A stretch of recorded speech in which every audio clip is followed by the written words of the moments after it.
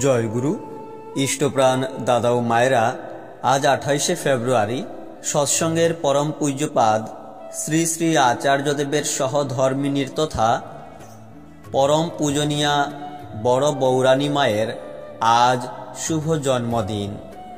আজ এই উনার শুভ জন্মদিন উপলক্ষে উনার বিষয়ে এই গুরুত্বপূর্ণ তথ্যগুলি এবং উনার একটি ঘটনা এই ছোট্ট ভিডিওতে আমরা জেনে নেব।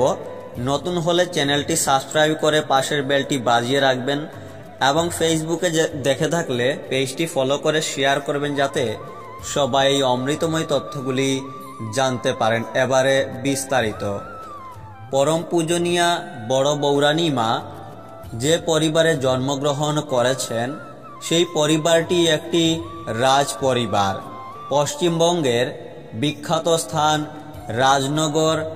রাজনগরের রাজবাড়ি, সেখানেই সেই রাজবাড়িতে রাজবংশে পরম পূজনীয়া বড় বৌরানী মায়ের জন্ম হয়। রাজবংশে জন্মেছিলেন বলে বহু মানুষজন নিয়ে শিশুকাল থেকেই তিনি চলেছেন।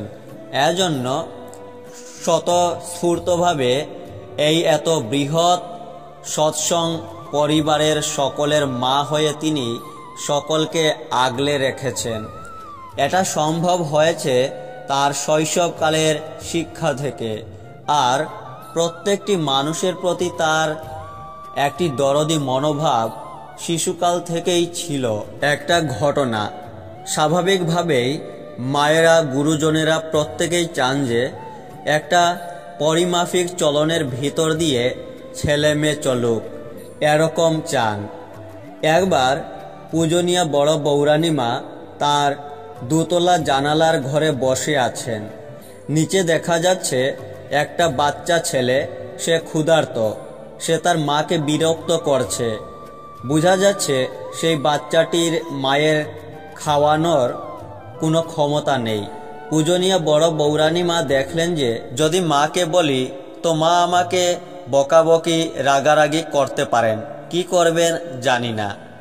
বড় বৌরানীমার জন্য যে খাবার এসেছিল, একজন এসে দিয়ে গিয়েছিলেন ওনাকে খাওয়ার জন্য। সেই খাবারটি তিনি একটা পোটলার মধ্যে ভরে সেটা দড়ি দিয়ে দুতলা থেকে নিচ তলায় নামিয়ে দিলেন।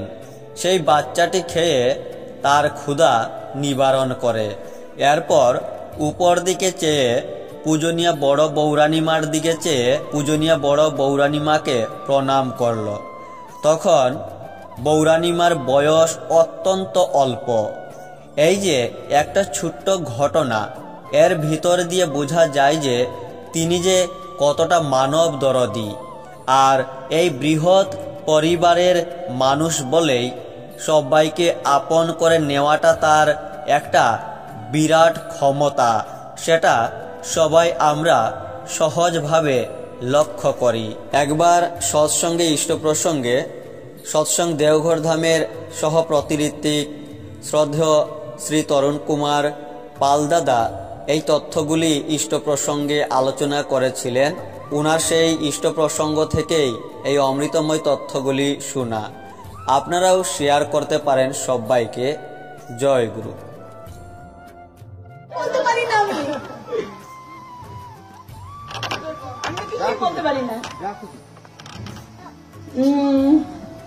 আজকে দাদা আমার প্রত্যেকটা জন্মদিনে দাদা সবসময় থেকেছেন আমার পাশে সর্বদাই, কিন্তু আজ তিনি একটা বিশাল কর্মযজ্ঞে ঠাকুরের কাজে তিনি বাইরে আছেন, এবং তিনি আমার কাছে তিনি সবসময় আমার পাশেই আছেন, আমার মনেই আছেন সর্বক্ষণ। সব থেকে বড় কথা যে এরকম একটা জায়গায় আমার বিয়ে হয়েছে, এরকম এত মানুষের মাঝে ঠাকুরের এত দয়া আমার উপর। আর আমি সবসময় ছোটবেলা থেকে মানুষজন ভীষণ ভালোবাসি, আর সবাই আমাকে এত ভালোবাসে, এটা আমি প্রতিনিয়ত অনুভব করি। আর আজকে আরো ভালোভাবে অনুভব করলাম যে সবাই আমার পাশে আছে, আমার খুব ভালো লেগেছে। আর এই দিনটাকে আমাকে কেউ বুঝতেই দিল না যে আমি একা হয়ে আছি, মানে এত ভরিয়ে রেখেছে। কি আমার সন্তানরা, কি আমার গুরু ভাই বোনেরা, আমার সমস্ত সন্তান তুল্য সবাইকে আমার অনেক অনেক ধন্যবাদ এই দিনটার জন্য, যে তোমরা সবাই মনে রেখেছো আর সবাই আমাকে এত আনন্দ দেওয়ার জন্য। Thank you.